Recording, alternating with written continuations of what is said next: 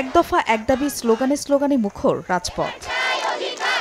সোমবার সকালে গোপালগঞ্জ, রাজশাহী, মৌলভীবাজার, দিনাজপুর সহ দেশের বিভিন্ন জেলায় মানববন্ধন ও অবস্থান কর্মসূচি পালন করেন নার্সিং ইনস্টিটিউটের শিক্ষার্থীরা। জানান, উচ্চ মাধ্যমিক পাশের পর পরীক্ষার মাধ্যমে ডিপ্লোমা কোর্সে ভর্তি হতে হয় তাদের। এরপর ৩ বছরের কোর্স শেষে পরীক্ষায় উত্তীর্ণ হয়ে করতে হয় ৬ মাসের ইন্টার্নশিপ। অথচ চাকরির বাজারে তাদের উচ্চ মাধ্যমিক পাশ বলে বিবেচনা করা হয়। এই বৈষম্য থেকে মুক্তি চান তারা। আমাদের রাজপথে নামার একটাই উদ্দেশ্য, আমাদের অধিকার আমাদেরকে ফিরিয়ে দেওয়া হোক। ডিগ্রি সমমানের করতে হলে যে সকল ক্রাইটেরিয়া লাগে সকল ক্রাইটেরিয়া আমাদের পূরণ আছে। ৩ বছর আমরা কোর্স শেষ সম্পন্ন করলাম এবং ৬ মাসের ইন্টার্নশিপ সম্পন্ন করলাম।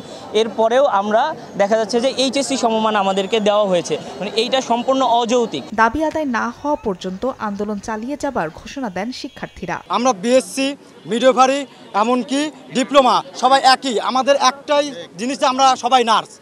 আমাদের মধ্যে কেন বৈষম্য তৈরি হবে? আমরা ৩.৫ বছর পড়েছি, তারপর যদি না পাই তাহলে কেমন হলো? এ তো বিচার হলো না। আর যদি আমাদের এই দাবি না মানা হয় আমরা আন্দোলন চালিয়ে যাব। বাংলাদেশ ডিপ্লোমা স্টুডেন্ট নার্সেস ইউনিয়নের ডাকে চলে এই কর্মসূচি। ফাহরি ফারজানা, সময় সংবাদ।